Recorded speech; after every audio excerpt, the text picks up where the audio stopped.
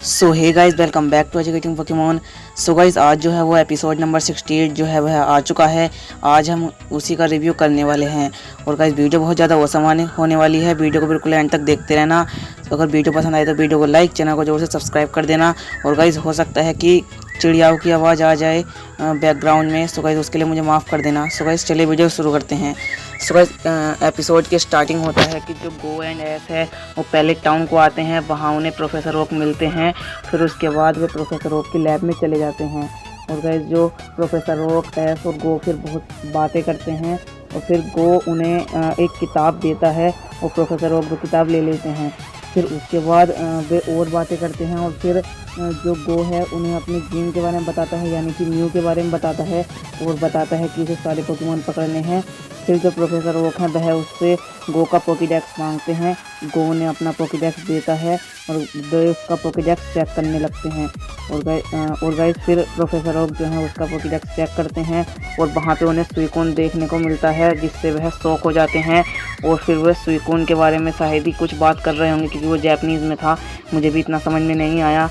पर फिर जो प्रोफेसर ओक ने बात कही उससे गो कुछ उदास सा हो जाता है। उसके बाद जो प्रोफेसर ओक हैं वो एस से कहते हैं, उसके पोकेमॉन से मिलने को कहते हैं। एस जो है वह खुश होकर चला जाता है अपने पोकेमॉन से मिलने। पर गो जो है वह अब भी उदास होता है, पता नहीं किस बात से। वो जापानीज़ में था तो मुझे भी नहीं समझ में आया, वरना मैं आपको बता देता कि शायद कुछ पोकेडेक्स देखने के बाद प्रोफेसर ओक ने कुछ कहा था, जिससे गो कुछ उदास सा हो गया था। फिर उसके बाद जो है वह हमें पोकेमॉन स्वॉर्ड एंड शील्ड का थीम सॉन्ग देखने को मिलता है। फिर उसके बाद जो एस, कैचम एंड पिकाचू हमें भागते हुए दिखाई देते हैं। और सामने बल्बासोर और चारिज़ार्ड देखने को मिलते हैं। और गाइस, एस जो है वो उनसे जाके मिलता है। और गाइस, अगले ही सेकंड में जो एस के सारे पोकेमॉन देखने को मिल जाते हैं। और गाइस, उसके बाद जो गो और प्रोफेसर ओक भी वहाँ पर आ जाते हैं। और उसके बाद बहुत सारे टोरस भागते भागते आते हैं। और वहाँ से सारे पोकेमॉन हट जाते हैं, क्योंकि टोरस भागते भागते आ रहे होते हैं। पर एस कैचम नहीं हट पाता और टोरस उन्हें टक्कर मार देते हैं। और उसके बाद जो एस कैचम उछल के आसमान में चला जाता है, फिर नीचे गिरता है।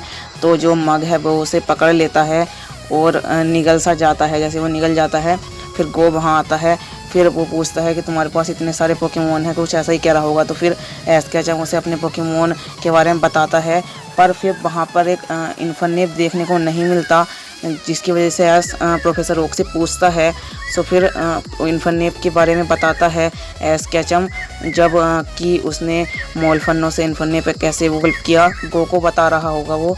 और उसके बाद में फिर तीनों इन्फरनेप के बारे में बातें करने लगते हैं।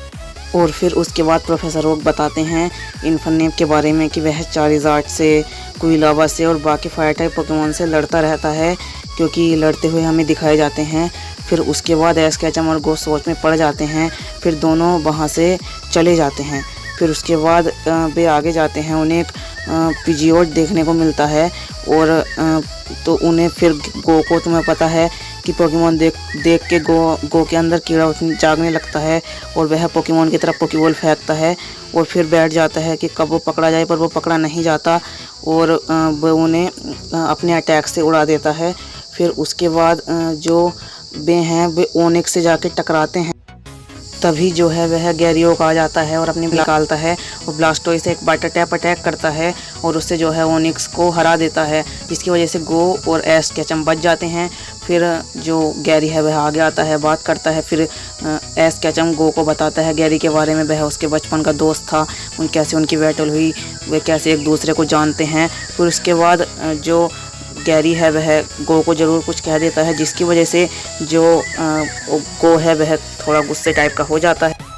और गाइस, इसके बाद जो गैरी ओक और गो हैं वह और बातें करते हैं। और जो गैरी है वह जो है सिनोलिक के बारे में बताता है और इन्फरनेप के बारे में बताता है उसमें। और गाइस, मोल्ट्रेस के बारे में बताता है, जिससे कुछ बहस टाइप का करता है गैरी से। पर उसके बाद जो है वह वे निकल जाते हैं किसी जंगल को तरफ। और उससे पहले एक पोकेक्विज आता है जो कि इन्फरनेप का होता है। और गाइस, उसके बाद जो हमें नेक्स्ट सीन दिखाया जाता है वह दिखाया जाता है एक जंगल का। और वे जंगल में जा रहे होते हैं और फिर उसके बाद वे पहाड़ियों पे चढ़ रहे होते हैं, पर गो जो है बहुत मुश्किल से चढ़ रहा होता है। और गाइस, वहाँ पे पहुँच के जो गैरी है वह मोल्ट्रेस के बारे में बताता है और पोकेडेक्स दिखाता है। और गाइज जो गैरी है वह इन्फरनेप के बारे में भी बताता है।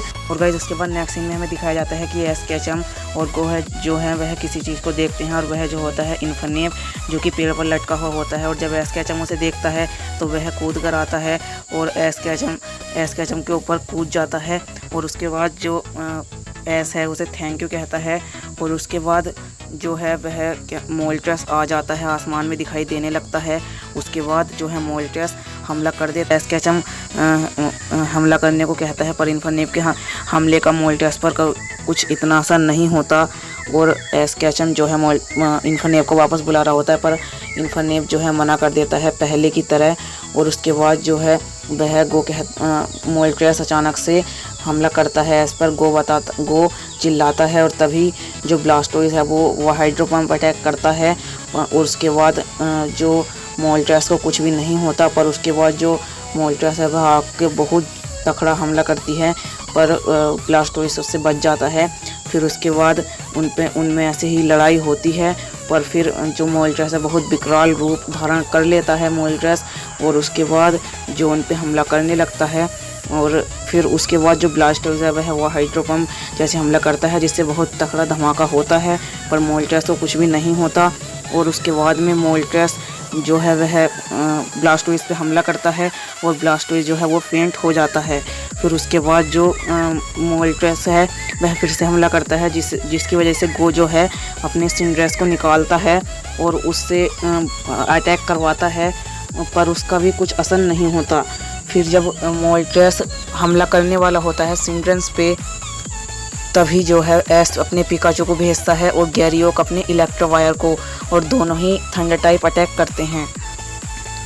अब अकलाई जब से पता नहीं फायर टाइप से फायर टाइप ही लड़े जा रहे थे, अब उन्होंने फ्लाइंग टाइप पे इलेक्ट्रिक टाइप करके अच्छा करा।